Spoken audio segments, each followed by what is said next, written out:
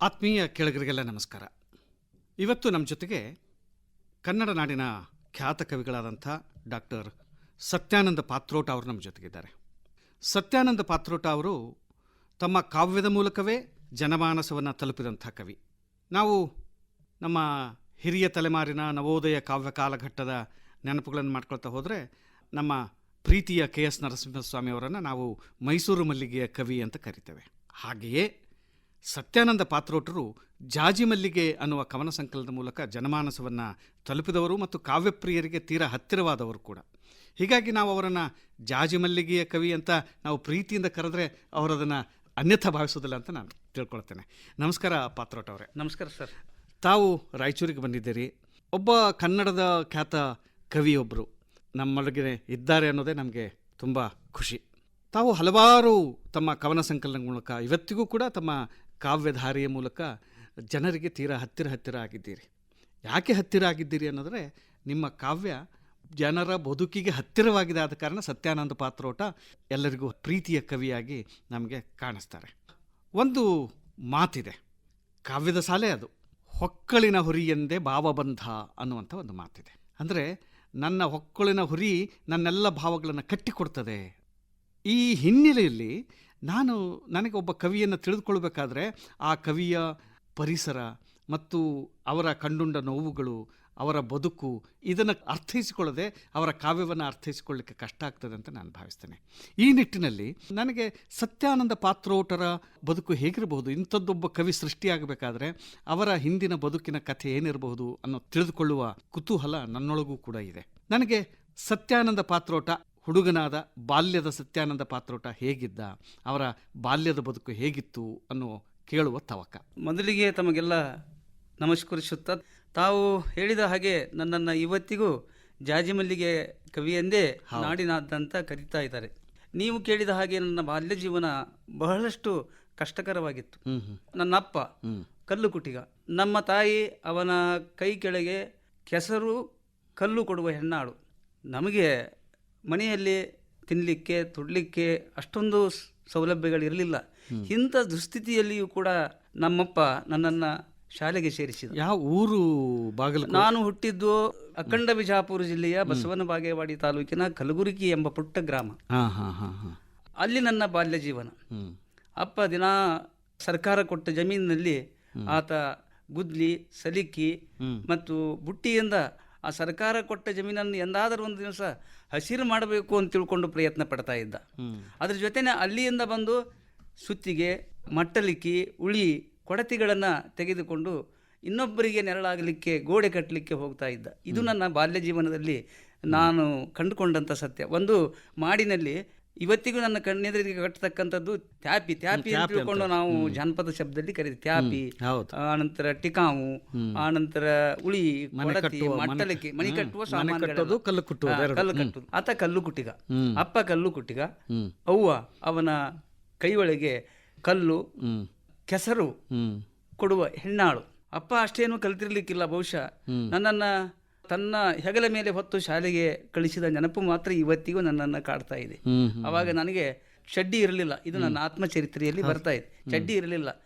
ಆವತ್ತಿನ ಅವನು 4 ಅಕ್ಷರ ನನಗೆ ಕಲಿಸಿದ ಕೀರ್ತಿ, ಶ್ರೇಯಸ್ಸು ಅವನಿಗೆ ಸಲ್ಲಬೇಕು. ಒಂದು ವೇಳೆ ಅಪ್ಪ ಅವತ್ತು ಶಾಲೆಗೆ ಸೇರಿಸಿರಲಿಲ್ಲ ಅಂದರೆ ನಾನು ಇವತ್ತಿ ನಿಮ್ಮೆದುರಿಗೆ ಕೂಡಿರ್ತಾ ಇರಲಿಲ್ಲ, ನಾಡಿನ ಜನತೆಗೆ ಗೊತ್ತಾಗ್ತಾ ಇರಲಿಲ್ಲ. ಖಂಡಿತ. ಅವರ ಹೆಸರುಗಳನ್ನು ಹೇಳಿ, ನಮ್ಮ ಹೆಸರು ಹೇಳಿ. ಅವರು ನಮ್ಮ ತಂದೆಯ ಹೆಸರು ತಿಮ್ಮಣ್ಣ, ತಾಯಿ ಹೆಸರು ಶೆಟ್ಟವ್ವ ಅಂತ ತಿಳ್ಕೊಂಡು. ನಾವು 3 ಜನ ಗಂಡು ಮಕ್ಕಳು, 2 ಹೆಣ್ಣುಮಕ್ಕಳು. 3 ಜನರಲ್ಲಿ ಈಗ 2 ನನ್ನ ತಮ್ಮಂದಿರು ತೀರ್ಕೊಂಡಿದ್ದಾರೆ, ಒಬ್ಬ ಅಕ್ಕ ತೀರ್ಕೊಂಡಿದ್ದಾಳೆ. ಆ ನಂತರ ನಾನು, ಇನ್ನೊಬ್ಬ ಅಕ್ಕ ಇವತ್ತು ಇದ್ದೀವಿ. ಈ ಶಾಲೆ ಅಂದ್ರೆ ನಮ್ಮೂರಲ್ಲೇ ಪ್ರಾಥಮಿಕ ಶಾಲೆ ಕಲಬುರ್ಗಿಯಲ್ಲಿ, ಪ್ರೌಢಶಾಲೆ ಪಕ್ಕದ ಊರು ಮುಳವಾಡದಲ್ಲಿ. ದಿನಂಪ್ರತಿ ನಡೀತಾ ಹೋಗ್ತಾ ಬರ್ತಾ 4 ಕಿಲೋಮೀಟರ್ ಚಪ್ಪಲಿ ಇಲ್ಲದ ಕಾಲ್ನಡಿಗೆಯಲ್ಲಿ 3 ವರ್ಷ ಅಲ್ಲಿ ಮುಗಿಸಿಕೊಂಡು ಆಮೇಲೆ ನಮ್ಮಪ್ಪ ನನಗೆ ಕಲಿಸುವುದು ಸಾಧ್ಯವಿಲ್ಲ. ಒಬ್ಬ ಅಕ್ಕನನ್ನು ನಾವು ಬೀಳಿಗೆ ಕೊಟ್ಟಿದ್ದೀವಿ. ಅಲ್ಲಿಗೆ ನನ್ನ ಪಯಣ ಪ್ರಾರಂಭವಾಯಿತು. ಬೀಳಿಗೆಗೆ ಹೈಸ್ಕೂಲಿಗೆ ಹೋದ್ರ? ಅಲ್ಲ, ಪಿಯುಸಿಗೆ ಅಲ್ಲಿಗೆ ಹೋದೆ, ಅಕ್ಕನೂರಿಗೆ. ಒಂದಿಷ್ಟು ದಿನ ಅಕ್ಕನ ಮನೆಯಲ್ಲಿ ಇದ್ದೆ. ಅಕ್ಕನೂ ಮಾವನು ನನಗೆ ಕಲಿಸುವುದು ಸಾಧ್ಯವಿಲ್ಲವೆಂದಾಗ ನಾನು ಖಾಸಗಿ ಉಚಿತ ಪ್ರಸಾದ ನಿಲಯದಲ್ಲಿ ಸೇರಿಕೊಂಡೆ. ಎಲ್ಲಿ ಸೇರಿದ್ರಿ? ಬೀಳ್ಗಿಯಲ್ಲಿ. ಹಾಂ ಹಾಂ ಬೀಳ್ಗಿಯಲ್ಲಿ ಅಲ್ಲೇ ಸಿದ್ದೇಶ್ವರ ಪ್ರಸಾದ ನಿಲಯ ಅಂತಿತ್ತು, ಅಲ್ಲಿ ಸೇರಿಕೊಂಡೆ. ಪರೀಕ್ಷೆಗೆ ಮುದೊಳಗೆ ರನ್ನ ಹುಟ್ಟಿದ ನಾಡಿಗೆ PUCಗೆ ಹೋದಾಗ ಮೊದಲನೇ ಕವಿತೆ ಅಲ್ಲಿಯೇ ಬರೆದೆ. ರನ್ನನ ನಾಡಿನಲ್ಲಿ ನನ್ನ ಮೊದಲನೇ ಕವಿತೆ. ಬೆಳಗ್ಗೆನೆ ಆ ಕವಿತೆ ಬರೆದಿದ್ದೆ. ಪ್ರೇರಣೆ, ಆ ನಾಡಿನ ಪ್ರೇರಣೆನೋ ಅಥವಾ ನಾನು ಬದುಕಿನ ಪ್ರೇರಣೆ. ಯಾಕಂದ್ರೆ ನಮಗೆ ಒಂದು ಹೊತ್ತಿನ ಊಟ ಇರ್ತಿರ್ಲಿಲ್ಲ ಅವಾಗೆಲ್ಲ. ಒಂದು ಹೊತ್ತಿನ ಊಟ ಇದ್ದರೆ ತಿನ್ನಬಹುದು. ಇಲ್ಲಿಕಂದ್ರೆ ನಮ್ಮವ್ವ ಈ ಕಿರಿಸ್ಗಾಲು ಅಥವಾ ಹೊನ್ನಿ ಕುಕ್ಕ ಇಂಥ ಪಲ್ಯಗಳನ್ನ ತಾಳಿಸಿ ಕೊಡ್ತಾ ಇದ್ಲು. ಇಲ್ಲ ಹಾಗೆ ಮಲಗ್ತಾ ಇದ್ದೀವಿ. ಒಬ್ಬನ ದುಡಿತದಲ್ಲಿ 7 ಜನರ ಹೊಟ್ಟೆ ಚೀಲ ತುಂಬಬೇಕು. ಇಂಥ ಕಷ್ಟದ ದಿನಗಳಲ್ಲಿಯೂ ಕೂಡ ನಾನು ಬಿಡದೆ ಬೀಳಿಗೆಯಲ್ಲಿ ಅಕ್ಕನ ಮನೆ ಸೇರಿಕೊಂಡೆ. ಅಲ್ಲಿಯೂ ಕಷ್ಟಗಳೆದುರಾದವು. ಅಲ್ಲಿ ಮೊದಲನೇ ಕವಿತೆ ಮುದೋಳದಲ್ಲಿ ಬರೆದಾದ ಮೇಲೆ ಗೆಳೆಯರೆಲ್ಲ ನೀನು ಕವಿ ಆದಿ ಅಂದ್ರು. ಅದೇನೋ ಪ್ರೇರಣೆಯೋ ನೆನಪಿದೆಯಾ? ಮೊದಲ ಕವಿತೆಯ ಅದು ನನಗೆ ನೆನಪಿಲ್ಲ ಸರ್, ಅದು ನೆನಪಿಲ್ಲ. ಅಲ್ಲಿಂದ ನಾನು ಒಬ್ಬನೇ ಮಾತಾಡ್ತಾ ಇದ್ದೆ, ಒಬ್ಬನೇ ಆಕಾಶದತ್ತ ನೋಡ್ತಾ ಇದ್ದೆ. ನಮ್ಮ ಮನೆಯಲ್ಲಿ ಒಂದು ಆಕಳಿತ್ತು. ರಜೆಯಲ್ಲಿ ಆಕಳ ಮೇಯಿಸ್ತಾ ಹೋಗ್ತಿದ್ದ ಆಕಳನ್ನ ಬಿಟ್ಟು ನಾನೊಬ್ಬನೇ ಏಕಾಂಗಿಯಾಗಿ ಏನೇನು ತೋಚಿದ್ದನ್ನ ಮಾತಾಡ್ತಾ ಹೋದ. ಅದನ್ನೇ ಬರದೆ. ಅದನ್ನೇ ಅಪ್ಪ ಒಂದರ ಮೇಲೆ ಒಂದು ಕಲ್ಲು ಇಟ್ಟು ಗೋಡೆ ಕಟ್ಟಿದ ಹಾಗೆ ನಾನು ಒಂದು ಅಕ್ಷರದ ಮುಂದೆ ಮತ್ತೊಂದು ಅಕ್ಷರ ಜೋಡಿಸಿ ಕವಿತೆ ಬರೆದೆ. ಅಪ್ಪನದೊಂದು ಚರಿತ್ರೆ, ನನ್ನದೊಂದು ಚರಿತ್ರೆ, ಅವ್ವನದೊಂದು ಚರಿತ್ರೆ, ನನ್ನದೊಂದು ಚರಿತ್ರೆ. ಈ ಚರಿತ್ರೆ ಇಡೀ ಒಂದು ಶ್ರಮ ಸಂಸ್ಕೃತಿಯ ಪ್ರತೀಕವಾಗಿ ಬರ್ತಾ ಇದೆ. ಯಾಕಂದರೆ ಬಹುಶಃ ಕವಿತೆ ಇರದಿದ್ದರೆ ನಾನಿರದಿದ್ದರೆ ನನ್ನ ಕವಿತೆ ಇರ್ತಿರಲಿಲ್ಲ. ಒಬ್ಬ ಕಲ್ಲು ಕಟ್ಟುವ ಹುಡುಗ ಕಾವ್ಯ ಕಟ್ಟುವ ಹಾಗೆ ಆಯ್ತಲ್ಲ, ಅದು ತುಂಬಾ ನಿಜವಾಗಿಯೂ ಎಲ್ಲರೂ ಬೆರಗಿನಿಂದ ನೋಡುವಂಥ ಆ ಕಾವ್ಯ ಕಟ್ಟಲಿಕ್ಕೆ ಪ್ರೇರಣೆಯಾದಂಥ ಸಂಗತಿಗಳೇನಾದರೂ ಇದ್ವಾ ನಿಮಗೆ? ಕಾವ್ಯ ಕಟ್ಟಿದಾಗ ಬೆನ್ನು ತಟ್ಟಿದ ಹಿರಿಯರು, ಮಾರ್ಗದರ್ಶಕರು, ಗುರುಗಳು ಇದ್ದಾರ? ನನಗೆ ಈ ಕಾವ್ಯದ ಪ್ರೇರಣೆ ಅಂದರೆ ನನಗಾದಂಥ ಅವಮಾನ, ಬಡತನ, ಹಸಿವು, ಸಂಕಟ, ಆಮೇಲೆ ಇವೆಲ್ಲ ಸಮಸ್ಯೆಗಳ ಜೊತೆನೆ ನನ್ನ ಬಣ್ಣವೂ ಕೂಡ ನನ್ನನ್ನು ಕಾವ್ಯ ಕಟ್ಟಲಿಕ್ಕೆ ಪ್ರೇರಣೆ ನೀಡಿತು. ಯಾಕಂದ್ರೆ ನನ್ನನ್ನು ಅನೇಕ ಜನ ಬಣ್ಣದ ಮೂಲಕವೂ ಗುರುತಿಸ್ತಾ ಇದ್ರು. ಕರಿಯ ಅಂತ ತಿಳ್ಕೊಂಡು ಕರೀತಾ ಇದ್ರು.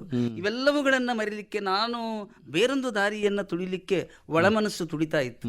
ಈ ನೋವನ್ನ, ಈ ಸಂಕಟವನ್ನ, ಈ ಅವಮಾನವನ್ನ, ಈ ಆತಂಕವನ್ನ, ಈ ಬಡತನವನ್ನ ಮೆಟ್ಟಿ ನಿಂತು ನಾನೇನಾದರೂ ಸಾಧಿಸಬೇಕು ಅಂತಕ್ಕಂಥ ಒಂದು ಹಂಬಲ ನನ್ನೊಳಗೆ ಸಾವಕಾಶವಾಗಿ ರೂಪುಗೊಳ್ತಾ ಇತ್ತು. ಹೀಗಾಗಿ ನಾನು ಕವಿತೆಯನ್ನ ಆಯ್ಕೆ ಮಾಡುವುದಕ್ಕಿಂತ ಮುಂಚಿತವಾಗಿ ನಾನು ಬಹಳಷ್ಟು ಓದ್ತಾ ಇದ್ದೆ. ಭೈರಪ್ಪನವರ ಕಾದಂಬರಿಗಳು, ಅನಂತಮೂರ್ತಿಯವರ ಕಾದಂಬರಿಗಳು, ಲಂಕೇಶರ ಕಾದಂಬರಿಗಳು, ಆಮೇಲೆ ಕುವೆಂಪು, ಬೇಂದ್ರೆ, ಚಣವೀರ ಕಣವಿ, GS ಶಿವರುದ್ರಪ್ಪ ಇವರೆಲ್ಲರ ಸಾಹಿತ್ಯವನ್ನ ನಾನು ನನ್ನ ಪರೀಕ್ಷೆ ಸಂದರ್ಭದಲ್ಲಿಯೂ ಕೂಡ ಓದುವುದನ್ನ ಬಿಡಲಿಲ್ಲ. ಹೀಗಾಗಿ ನನ್ನೊಳಗೆ ಏನೋ ಒಂದು ಶಕ್ತಿ ಇದೆ ಏನೋ ಅಂತಕ್ಕಂಥ ಅನುಮಾನ ಕೂಡ ನನ್ನನ್ನು ಕಾಡ್ತಾ ಇತ್ತು.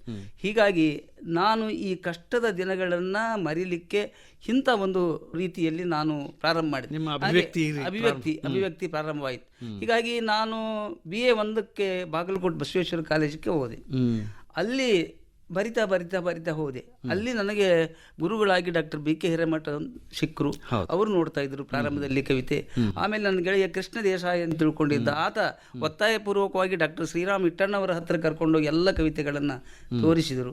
ಆಮೇಲೆ ಅವರ ಪ್ರೇರಣೆ, ಇವರೆಲ್ಲರ ಪ್ರೇರಣೆಯಿಂದ ನಾನು ಒಂದು ಹಂತಕ್ಕೆ ಬಂದು ನಿಂತೆ ಪ್ರಾರಂಭದಲ್ಲಿ. ಹೀಗಾಗಿ ಕವಿತೆ ಮತ್ತು ನನ್ನೊಳಗೆ ಒಂದು ರೀತಿಯ ಅವಿನಾಭಾವ ಸಂಬಂಧ ಇದೆ. ನೀವು ಪ್ರಾರಂಭದಲ್ಲಿ ಹೇಳಿದ ಹಾಗೆ ಬಹಳಷ್ಟು ಜನರಿಗೆ ಕುತೂಹಲ ಇರ್ತಾ ಇದೆ, ಕವಿ ಹೇಗೆ ರೂಪುಗೊಳ್ತಾ ಇದ್ದಾನೆ.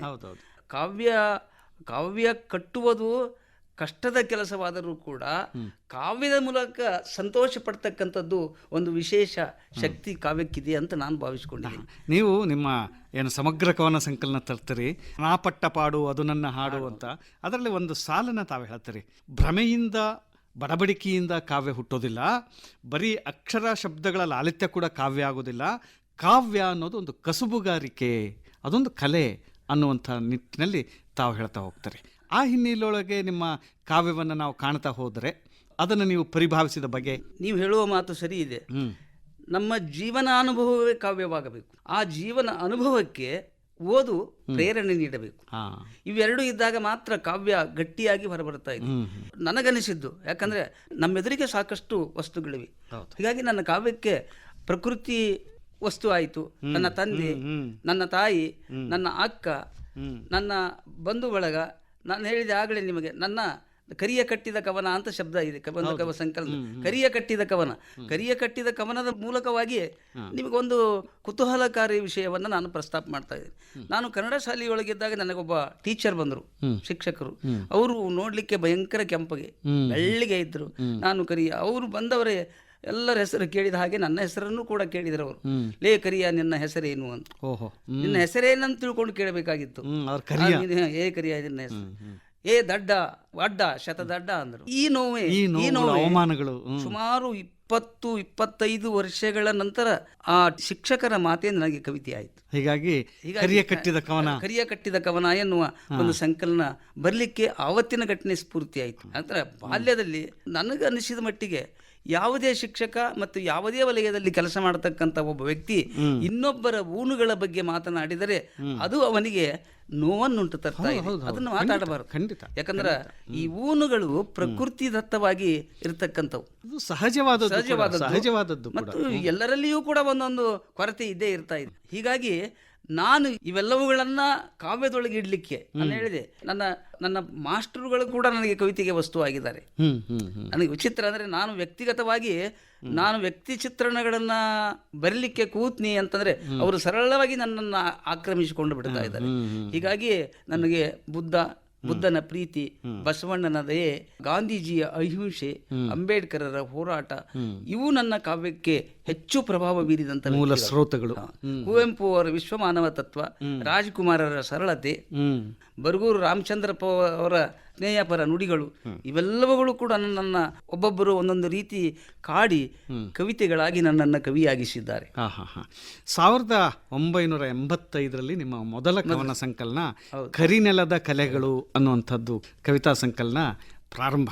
ಅಂಥದ್ದೊಂದು ಕವಿತೆ ಸಂಕಲನ ಅಂದರೆ, ನೀವು ಹೇಳಿದಾಗೆ ಕಲ್ಲು ಕುಟಿಗರ ಹುಡುಗನೊಬ್ಬ ಹೀಗೊಂದು ಕವನ ಸಂಕಲನವನ್ನು ತಂದ ಅನ್ನುವಂಥ ಅಭಿಮಾನವು ಮತ್ತು ಎಲ್ಲ ಅವಮಾನಗಳನ್ನು ಮೆಟ್ಟಿ ನಿಂತೆ ಅನ್ನುವಂಥ ಒಂದು ಸ್ವಾಭಿಮಾನವು ಅಲ್ಲಿ ನೆಲೆಗೊಂಡದ್ದು ಮತ್ತು ಬಲಗೊಂಡದ್ದು ಅಂತ ನಾವು ಯೋಚಿಸಬಹುದು. ಅಂಥದ್ದೊಂದು ಕವಿತಾ ಸಂಕಲನ ನಿಮಗೆ ಹೊರಗೆ ಬಂದಾಗ ಅದಕ್ಕೆ ಸಿಕ್ಕಂಥ ಪ್ರತಿಕ್ರಿಯೆಗಳು ಇತ್ಯಾದಿಗಳನ್ನು ನೀವು ನೆನಪು ಮಾಡ್ಕೊಳ್ತೀರಾ? 1985 ಕವಿತೆ ಬರದೆ, ಕವಿತೆ ಬರದಾದ ಮೇಲೆ ಅವುಗಳನ್ನು ಪ್ರಕಟ ಮಾಡಲಿಕ್ಕೆ ನನ್ನ ಹತ್ತಿರ ದುಡ್ಡಿರಲಿಲ್ಲ. ಪ್ರಕಾಶಕರು ಆವಾಗ ನನಗೆ ಪರಿಚಿತರು ಇರಲಿಲ್ಲ. ನನಗೆ ನೌಕರಿಯಲ್ಲಿ ಸಂಬಳ ಇರಲಿಲ್ಲ. ಹೀಗಾಗಿ ನನ್ನ ಹಿತೈಷಿಗಳು ಒಂದಿಷ್ಟು ಜನ ಕೂಡಿ ಆ ಸಂಕಲನಕ್ಕೆ ದುಡ್ಡು ಹಾಕಿ ಆ ಸಂಕಲನವನ್ನು ಪ್ರಕಟ ಮಾಡಿಸಿದರು. ಸಂಕಲನ ಪ್ರಕಟ ಆದಮೇಲೆ ಅದನ್ನು ಮಾರುವ ಪ್ರಸಂಗ ಬಂತು. ಅದಕ್ಕೆ ಹೆಗಲಿಗೆ ಒಂದು ಚೀಲ ಹಾಕಿಕೊಂಡು ಊರು ತಿರುಗಿದೆ. ಆ ಕಚೇರಿ ಅಲ್ಲಿದೆ. ಒಂದೊಂದು ಕಚೇರಿಗೆ ಹೋದಾಗ ಒಬ್ಬೊಬ್ಬ ಅಧಿಕಾರಿಯು ಕೂಡ ಅವಮಾನ ಮಾಡಿದರು. ನಿಮ್ಮ ಜಾತಿ ಯಾವುದು ಅಂತ ಕೇಳಿದರು. ಪುಸ್ತಕ ಕೊಳ್ಳಿಕ್ಕೆ ಜಾತಿ ಯಾವುದು ಅಂತ ಕೇಳಿದರು. ನಿನ್ನ ಪುಸ್ತಕ ಖರೀದಿ ಮಾಡಬೇಕೇನು ಅಂತ ತಿಳ್ಕೊಂಡು ವ್ಯಂಗ್ಯವಾಡಿದರು. ಇಂಥ ಅವಮಾನಗಳು ಕೂಡ ಬಂದವು. ಅದರ ಜೊತೆನೆ ಅನೇಕ ಜನ ಪ್ರಸಿದ್ಧ ವಿಮರ್ಶಕರು ಕೂಡ ಈ ಸಂಕಲನವನ್ನು ಕುರಿತು ಪ್ರಜಾವಾಣಿ ಮತ್ತು ಸಂಯುಕ್ತ ಕರ್ನಾಟಕದಲ್ಲಿ ವಿಮರ್ಶೆಯೂ ಕೂಡ ಮಾಡಿದರು.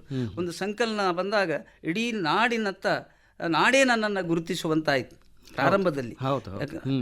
ಅಂತ ಒಂದು ವಾತಾವರಣ ಸೃಷ್ಟಿಯಾದದ್ದು ಕೂಡ ನಿಜ. ಒಂದು ಕಡೆ ಸಂತೋಷ, ಇನ್ನೊಂದು ಕಡೆ ದುಃಖ, ಒಂದು ಕಡೆ ಕಷ್ಟ, ಇನ್ನೊಂದು ಕಡೆ ಆನಂದ. ಈ ಸುಖ ಸಂಕಷ್ಟದ ಮಧ್ಯದಲ್ಲಿಯೂ ಕೂಡ ನನ್ನ ಕಾವ್ಯ ಕೈ ಹಿಡಿದು ಮುನ್ನಡೆಸುತ್ತಲೇ ಇದೆ. ನಿಮ್ಮ ಕರಿನೆಲದ ಕಲೆಗಳು ಅದರಲ್ಲಿ ಒಂದು ಕವನ ಅದು. ನೋವಿನೆದೆಯಲ್ಲೂ ಕುಡಿಯಾಗಿ ಮಿಡಿಯಾಗಿ ಕಾಯಿಯಾಗಲು ನೆಲಕ್ಕಪ್ಪಳಿಸಿ ಆವಿಯಾಗಿ ಮೋಡವಾಗಿ ತಾರಸಿ ಮನೆಯ ಕುವರಿಯರಿಗೆ ತಂಗಾಳಿ ಬೀಸಿದವುಗಳು ಈ ಕಲೆಗಳು ಅನ್ನುವಂಥ ಅದು ಆ ಸಂಕಲನದ ಮೊದಲನೇ ಕವಿತೆ ಕರಿನೆಲದ ಕಲೆಗಳು. ಇದು ಫಸ್ಟ್ ಪ್ರಿಂಟ್ ಆಗಿತ್ತು ನಾಡಿನ ದೊಡ್ಡ ಪತ್ರಿಕೆಯಲ್ಲಿ. ಒಂದು ಹೆಣ್ಣಿನ ಚಿತ್ರವನ್ನ ತೆಗೆದು ಅತ್ಯಂತ ಸುಂದರವಾಗಿ ಇದನ್ನ ಪ್ರಕಟಗೊಳಿಸಿದ್ರು. ಆವಾಗ ನೀನು ನಾಡಿನ ಕವಿಯಾದಿ ಅಂತ ತಿಳ್ಕೊಂಡು ಎಲ್ಲ ಕಡೆಯಿಂದ ಮಾತುಗಳು ತೇಲಿ ಬಂದು ಕರಿನೆಲದ ಕಲೆಗಳು. ಇದು ನೆಲವೆಲ್ಲ ಕರಿದೆ. ಈ ಕವಿತೆ ಹೇಗೆ ಸ್ಫೂರ್ತಿ ಆಯಿತು ನಿಮಗೆ ಹೇಳುವುದು ಅಂತಂದ್ರೆ, ಒಬ್ಬ ಯುವತಿ ಕೇಳಿಲ್ಲ ನಿಮಗೆ ಅಲ್ಲಲ್ಲಿ ಬಿದ್ದ ಹಣಿಗಳು ಏನು ಅಂತ. ನಾನೊಂದು ಪತ್ರ ಬರೆದಿದ್ದೆ, ಒಂದು ಪತ್ರಿಕೆ ಉಪಸಂಪಾದಕನಿದ್ದೆ. ಆವಾಗ ಆ ಪ್ರೆಸ್ಸಿಗೆ ಒಂದು ಪತ್ರ ಬರೆದಿದ್ದೆ. ಆ ಪ್ರೆಸ್ಸಿನ ಅನುಭವಗಳನ್ನು ದಾಖಲಿಸುತ್ತಲೇ ನನಗೆ ಭಾವುಕನಾಗಿ ಒಂದಿಷ್ಟು ಹತ್ತು ಬಿಟ್ಟಿದ್ದೆ. ಓಹೋ ಹೋ. ಆ ಹಣಿಗಳು ಆ ಪತ್ರದ ಮೇಲೆ ಬಿದ್ದಿದ್ದು. ನಾನು ಆ ಪ್ರಶ್ನೆಗೆ ಹೋದಾಗ ಅಲ್ಲಿರ್ತಕ್ಕಂಥ ಯುವತಿ ಆ ಪ್ರಶ್ನೆಯನ್ನ ಕೇಳಿಲ್ಲ. ಅಲ್ಲಲ್ಲಿ ಬಿದ್ದ ಹಣಿಗಳು ಏನು ಅಂತ. ಅಲ್ಲಲ್ಲಿ ಬಿದ್ದ ಹಣಿಗಳು ಕರಿನೆಲದ ಕಲೆಗಳು ಅಂತ. ಅಲ್ಲಲ್ಲಿ ಬಿದ್ದ ಹಣಿಗಳು ಬರೀ ಹಣಿಗಳಲ್ಲ, ಅವು ಕರಿನೆಲದ ಕಲೆಗಳು. ಕರಿನೆಲ ಸಮೃದ್ಧವಾದಂಥ ಭೂಮಿ ನಮ್ಮದು. ನಾವು ಸುಮ್ಮನೆ ನಾವು ಹೀಗೆ ಬರ್ತೀವಿ, ಬಟಾಬೈಲಿನಲ್ಲಿ ಹುಟ್ಟುತ್ತೀವಿ, ಬಟಾಬೈಲಿನಲ್ಲಿ ಬೆಳಿತೀವಿ, ಬಟಾಬೈಲಾಗಿ ಹೋಗ್ಬಿಡ್ತೀವಿ ಕಲಾಸ್. ಆದ್ರೆ ಈ ಕರಿನೆಲ, ನೀವು ಕರಿದೋ ಕೆಂಪೋ ಯಾವುದೋ, ಈ ನೆಲ ಮಾತ್ರ ಇಲ್ಲಿ ಶಾಶ್ವತವಾಗಿ ಉಳಿತಾ ಇದೆ. ಸಮೃದ್ಧತೆಯ ಸಂಕೇತವಾಗಿ ಸಮೃದ್ಧತೆ ಎಲ್ಲವನ್ನೂ ಇಲ್ಲಿಂದಲೇ ಪಡಿತೀವಿ. ಅದಕ್ಕೆ ನೆಲಕ್ಕಿರ್ತಕ್ಕಂಥ ರೂಪಕವಾಗಿ ಕಾವ್ಯ. ಲಂಕೇಶ್ವರು ಕೂಡ ಕಪ್ಪು ನೆಲ ನನ್ನವ್ವ ಅಂತ ಹೇಳಿದಂತ ಮಾತುಗಳು. ನನ್ನವ್ವ ಕರ್ರಗಿನ ಕಲ್ಲು ಬಂಡೆ. ನಿಮ್ಮ ಎರಡನೇ ಕವನ ಸಂಕಲನ ಜಾಜಿ ಮಲ್ಲಿಗೆ ಬರ್ತದೆ. ಜಾಜಿ ಮಲ್ಲಿಗೆ ಸ್ವಲ್ಪ ನಿಮ್ಮ ಕಾವ್ಯ ಪ್ರಕಾರಕ್ಕಿಂತ ಸ್ವಲ್ಪ ಭಿನ್ನ ಅಂತ ನನಗೆ ಅನ್ನಿಸ್ತಾ ಹೋಯಿತು. ಅಲ್ಲಿ ಒಲವು, ಪ್ರೀತಿ, ನಿಮ್ಮ ಎದೆಯನ್ನು ಬಗೆದಂಥ ಅನುಭವಗಳು, ಅವುಗಳನ್ನೆಲ್ಲ ಹಂಚಿಕೊಳ್ತಾ ಹೋಗ್ತಾರೆ. ಅಲ್ಲಿ ಉಳಿದ ಅವಮಾನಗಳಿಗಿಂತ ನಿಮ್ಮೊಳಗೆ ಚಿಗುರಿದ ಪ್ರೇಮದ ಕನಸುಗಳು, ಕವಿತೆಗಳು, ಕನವರಿಕೆಗಳು ಅವೆಲ್ಲ ಅಲ್ಲಿ ಒಡಮೂಡಿದ್ದನ್ನು ಜಾಜಿ ಮಲ್ಲಿಗೆಯಲ್ಲಿ ನಾವು ಗುರುತಿಸ್ತಾ ಹೋಗ್ತೇವೆ. ಆ ಜಾಜಿ ಮಲ್ಲಿಗೆ ಕವಿತೆಗಳ ಮೂಲಕವೇ ನೀವು ಕನ್ನಡದ ಜನತೆಗೆ ತುಂಬ ಹತ್ತಿರವಾದ್ರಿ, ಮತ್ತು ಅದು ಕಾಲೇಜುಗಳಲ್ಲಿ ಪಠ್ಯಪುಸ್ತಕವಾಗಿಯೂ ಆಯಿತು. ಹೀಗಾಗಿ ವಿದ್ಯಾರ್ಥಿಗಳ ಮನದಲ್ಲೂ ಕೂಡ ಜಾಜಿ ಮಲ್ಲಿಗೆ ಅಚ್ಚೊತ್ತಿತ್ತು. ಆ ನಿಮಗೆ ಹೆಸರು ತಂದು ಕೊಟ್ಟಂಥ ಕವನ ಸಂಕಲನ ಅಂತ ನಾನು ಭಾವಿಸ್ತೇನೆ. ಆ ಜಾಜಿ ಮಲ್ಲಿಗೆ ಬಗ್ಗೆ ನೀವು ಹೇಳಿದ ಮಾತು ಬಹಳ ಸತ್ಯವಾದಂಥ ಮಾತು.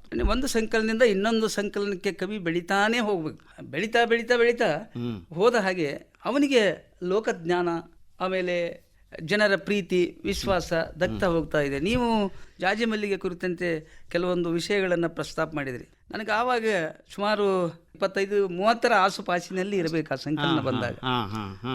ಮೊದಲನೇ ಸಂಕಲನ ಬಂದಾಗ 25 ವರ್ಷ, ಎರಡನೇ ಸಂಕಲನ ಬಂದಾಗ ನನಗಿನ್ನ ಮದುವೆ ಆಗಿರಲಿಲ್ಲ.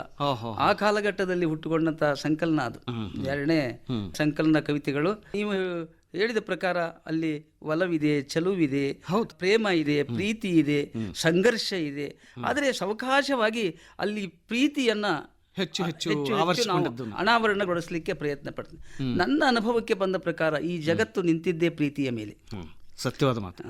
ಪ್ರೀತಿಸದವ, ಪ್ರೀತಿ ಗೊತ್ತಿರದವ, ಗವಿಯೊಳಗೆ ಕುಳಿತರು ಕವಿ ಆಗಲಾರ, ಕಲಾವಿದನಾಗಲಾರ, ಅದಕ್ಕಿಂತಲೂ ಮುಖ್ಯವಾಗಿ ಒಬ್ಬ ಒಳ್ಳೆಯ ಮನುಷ್ಯನಾಗಲಾರ. ನಿಮ್ಮ ಕವಿತೆಯ ಸಾಲುಗಳೇ ಪ್ರೀತಿಗೆ ಅನಂತ ಮುಖ ಇದೆ. ಹೀಗಾಗಿ ಅಲ್ಲಿ ನನಗೆ ಒಂದಿನ ಸೈಕಲ್ ಇತ್ತು ನಂದು. ಸೈಕಲ್ ಹತ್ತಿ ಬಜಾರಿನಲ್ಲಿ ಕಟ್ಟಿಗೆಯನ್ನು ಸುಡ್ಲಿಕ್ಕೆ ಕಟ್ಟಿಗೆ ಹಾಕ್ಕೊಂಡು, ಆಮೇಲೆ ಕಾಯಿಪಲ್ಯ ಹೆಂಡಲಿಗೆ ಹಾಕಿ ಸೈಕಲ್ ತುಳಿತಾ ತುಳಿತಾ ತುಳಿತಾ ಹೊರಟಿದ್ದೆ. ಎದುರಿಗೆ ಗೋಡೆಯ ಮೇಲೆ ಒಂದು ಜಾಜಿ ಮಲ್ಲಿಗೆ ಕಾಣಿಸ್ತು ನನಗೆ. ಆ ಜಾಜಿ ಮಲ್ಲಿಗೆ ನೋಡಿದ ತಕ್ಷಣ ನಾನು ಎಡಗಡೆ ಯಾರಿದ್ದಾರೋ ಬಡಗಡೆ ಯಾರಿದ್ದಾರೋ ಹಿಂದೆ ಮುಂದೆ ಏನು ನೋಡಲಿಲ್ಲ, ಬರೇ ಹೂವನ್ನಷ್ಟೇ ನೋಡ್ತಾ ಇದ್ವು. ನನ್ನ ಕಾಲು ಪೈಡಲ್ ಇತ್ತು. ಆವಾಗ ಪುಟ್ಟ ಗುಡಿಸಲಿನಲ್ಲಿ ಕೆಟ್ಟ ಕನಸುಗಳಿಲ್ಲ, ಕನಸು ಮನಸ್ಸುಗಳಿಲ್ಲಿ ಜಾಜಿ ಮಲ್ಲಿಗೆ. 2 ಸಾಲ ಬಂತು. ಸೂಪರ್. 2 ಸಾಲ ಬಂದದ್ದೇ ಅದನ್ನೇ ಧ್ಯಾನಿಸ್ತಾ ಹೋಗಿ ಕಟ್ಟಿಗೆಯನ್ನು ಒಂದು ಕಡೆ, ಕಾಯಿಪಲ್ಯ ಅನ್ನೊಂದು ಕಡೆ ಇಟ್ಟು ನನ್ನ ಕುಳಿತು ಈ ಸಾಲುಗಳಿಗೆ ನಾನು ಜೀವ ತುಂಬುತ್ತಾನೆ ಹೋದೆ. ಕವಿತೆ ಸಿದ್ಧವಾಯಿತು, ಜಾಜಿ ಮಲ್ಲಿಗೆ ಅಂತ. ಅದನ್ನೇ ಆ ಸುಧಾ ಕಳಿಸಿದೆ. ಹೌದು, ಸುಧಾದಲ್ಲಿ ಬಂತ 1990ರಲ್ಲಿ ಸುಧಾದಲ್ಲಿ ಬಂದು ಆ ಕವಿತೆ ಯಾವಾಗ ಬಂತು, ನಾಡಿನ ತುಂಬ ನನಗೆ ಅವಕಾಶಗಳು ಜಾಸ್ತಿ ಆಯಿತು. ನನಗೆ ಗೊತ್ತಿಲ್ಲದ ಹಾಗೇನೆ ಅವಕಾಶಗಳು. ನಿಮಗೊಂದು ಸತ್ಯವಾದ ಮಾತನ್ನು ನಾನು ಹೇಳಲೇಬೇಕು. ನಾನು ಯಾವುದೇ ಗೋಷ್ಠಿಗೆ, ಯಾವುದೇ ಬರಹಗಾರನ ಹತ್ರ ಹೋಗಿ ಅಥವಾ ಯಾರ ಹತ್ರನ ಹೋಗಿ ನಾನು ಬರಹಗಾರ ಅಂತ ಹೇಳ್ಕೊಳ್ಳೇ ಇಲ್ಲ. ಕವಿತೆಗಳೇ ನನ್ನನ್ನು ಅನೇಕ ಜನ ವಿದ್ವಾಂಸರ ಹತ್ರ ಕರ್ಕೊಂಡು, ಕವಿತೆಗಳೇ ನನ್ನನ್ನು ಗುರುತಿಸಿ, ಕವಿತೆಗಳೇ ನನಗೆ ಹೊಟ್ಟೆ ತುಂಬಿಸಿತು, ಕವಿತೆಗಳೇ ನನಗೆ ಬಟ್ಟೆಯನ್ನು ಕೊಡಿಸಿದ್ವು, ಕವಿತೆಗಳೇ ನನ್ನ ಬದುಕನ್ನು ಕಟ್ಟಿಕೊಳ್ಳಲಿಕ್ಕೆ ಪ್ರೇರಣೆ ನೀಡಿದ್ವಿ.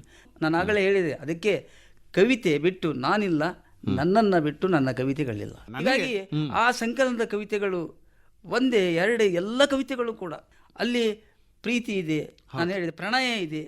ಆದರೆ ಅಲ್ಲಿ ಬೇರೊಂದು ಆಪೇಕ್ಷೆಯನ್ನು ವ್ಯಕ್ತಪಡಿಸ್ತಾ ಇಲ್ಲ ಜನರ ಹತ್ರ. ನಮ್ಮ ಅಲ್ಲಿ ಶೋಷಣೆಗೆ ವಿರುದ್ಧವಾಗಿ, ಶೋಷಣೆಗೆ ಒಳಗಾದಂಥ ಪ್ರಣಯ ಅಥವಾ ಯುವಕ ಯುವತಿಯರು ಅನುಭವಿಸಿದಂಥ ನೋವುಗಳು ಕೂಡ ಅಲ್ಲಿ ಸಿಕ್ಕಿವೆ. ಹೀಗಾಗಿ ಆ ಸಂಕಲನ ನನಗೆ ನೀವು ಹೇಳಿದ ಹಾಗೆ ಜಾಜಿ ಮಲ್ಲಿಗೆ ಒಂದು ಕವಿತೆ, ಒಬ್ಬ ಕವಿಗೆ ಒಂದು ಕವಿತೆ ಎಷ್ಟೊಂದು ಹೆಸರು ತರ್ತಾ ಇದೆ ಅನ್ನಲಿಕ್ಕೆ ಜಾಜಿ ಮಲ್ಲಿಗೆ ಎನ್ನುವ ಕವಿತೆ ಸಾಕ್ಷಿಯಾಗಿ ಇವತ್ತು. ಅದೇ ನಾನು ಪ್ರಾರಂಭದಲ್ಲಿ ಹೇಳಿದಾಗೆ ನಾವು ಹೇಗೆ KS ನರಸಿಂಹಸ್ವಾಮಿ ಅವರನ್ನ ಮೈಸೂರು ಮಲ್ಲಿಗೆಯ ಕವಿ ಅಂತ ಕರಿತೇವೋ, ಹಾಗೆ ಸತ್ಯಾನಂದ ಪಾತ್ರೋಟರನ್ನ ಜಾಜಿ ಮಲ್ಲಿಗೆಯ ಕವಿ ಅಂತಾನೆ ಇವತ್ತು ಹೌದೌದು, ನೀವು ಹೇಳುವುದರಲ್ಲಿ ಉತ್ಪ್ರೇಕ್ಷತೆ ಇಲ್ಲ. ಬರೇ ನನಗೆ ಜಾಜಿ ಮಲ್ಲಿಗೆ ಕವಿ ಅನ್ನುವುದಿಲ್ಲ. ನಿಮ್ಗೆ ಇನ್ನೊಂದು ಮಾತನ್ನು ನಾನು ಹೇಳಿಬಿಡ್ತಾ ಇದ್ದೇನೆ. ನನಗೆ ದಲಿತ ಕವಿ ಅಂತಾರೆ, ಬಂಡಾಯ ಕವಿ ಅಂತಾರೆ, ವಿಶ್ವವಿದ್ಯಾಲಯದ ಕವಿ ಅಂತಾರೆ, ಪ್ರೇಮ ಕವಿ ಅಂತಾರೆ, ಜಾಜಿ ಮಲ್ಲಿಗೆ ಕವಿ ಅಂತೂ ಸಸಾನೆ. ಯಾಕೆ ನಾನು ಜನರ ಅಪೇಕ್ಷೆ ಹೇಗಿದೆಯೋ ಅವರು ಕೊಟ್ಟ ಪ್ರೀತಿಯನ್ನ ಅಷ್ಟೇ ಪ್ರೀತಿಯಿಂದ ಬಚ್ಚಿಟ್ಟುಕೊಂಡಿದ್ದೀನಿ ಅಷ್ಟೇ.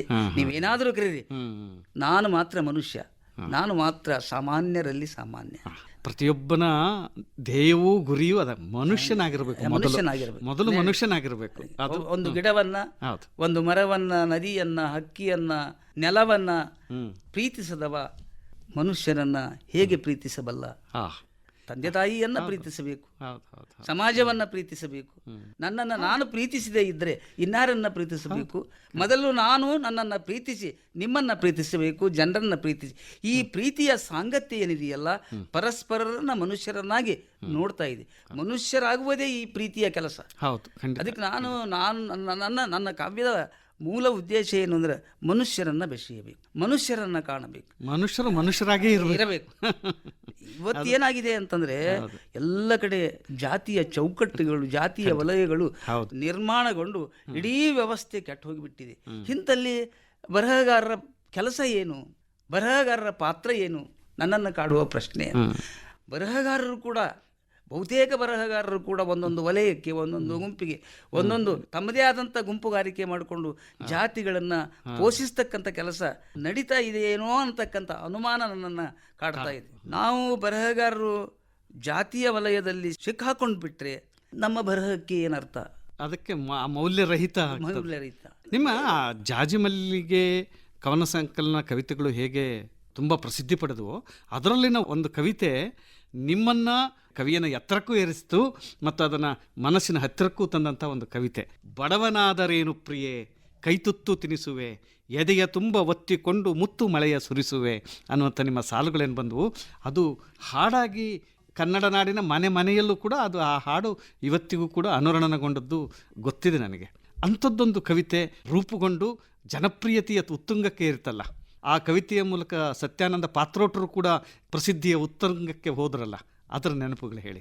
ಆ ಕವಿತೆ ಜನಪ್ರಿಯವಾಗಲಿಕ್ಕೆ ಮೂಲ ಕಾರಣರಾದವರು ನಾನು ನೆನೆಸ್ಕೊಳ್ಳೇಬೇಕು. 1995 ಸುಮಾರಿಗೆ ನನಗೊಂದು ಪ್ರಸಿದ್ಧ ನಿರ್ದೇಶಕರಾದ TS ನಾಗಾಭರಣರಿಂದ ಒಂದು ಟೆಲಿಫೋನ್, ನಿಮ್ಮ ಅದೇ ಅವಧಿಯೊಳಗೆ ನಾನು ಮುಧೋಳದಲ್ಲಿ ಸಾಹಿತ್ಯ ಸಮ್ಮೇಳನ ಆದಾಗ ನಾನು ಕವಿಗೋಷ್ಠಿಗೆ ಹೋಗಿದ್ದೆ. ಚಣವೀರ್ ಕಣಿವೆ ಅವರು ಅಲ್ಲಿ ಅಧ್ಯಕ್ಷರು. ಆಮೇಲೆ ಅದರ ಸರ್ವಾಧ್ಯಕ್ಷರು ಜಾನಪದ ವಿದ್ವಾಂಸರಾದಂಥ HL ನಾಗೇಗೌಡರು, ಗೋರೂರು ಚನ್ನಬಸಪ್ಪ ಅವರು ಅದರ ಅಧ್ಯಕ್ಷರು, ಕನ್ನಡ ಸಾಹಿತ್ಯ ಪರಿಷತ್ತಿನ ಅಧ್ಯಕ್ಷರು. ಆ ಸಂದರ್ಭದಲ್ಲಿ ನಾನು 2 ಕವಿತೆ ಓದಿದ್ದೆ. ಒಂದು ಬಂದೆಯ ಬಾತಾಯಿ ಹಿರಿಮಗಳ ಊರಿಗೆ, ನಮ್ಮ ಅಖಂಡ ವಿಜಯಪುರ ಜಿಲ್ಲೆಯನ್ನು ಇಟ್ಟುಕೊಂಡು ಪಂಜೆ ಹುಡುಗಿಯ ಮುದುಕ ಅಂತ ಇನ್ನೊಂದು ಕವಿತೆ. 2 ಕವಿತೆಗೆ ಜನ ಸೇರಿದ ಅಸಂಖ್ಯಾತ ಜನ ಚಪ್ಪಾಳೆ ಮೇಲೆ ಚಪ್ಪಾಳೆ ತಟ್ಟಿದರು. ಬಹುಶಃ ಅವತ್ತಿನ ಆ ದೃಶ್ಯ ದೂರದರ್ಶನದಲ್ಲಿ ಬಿತ್ತಾರಾಗಿರಬೇಕು.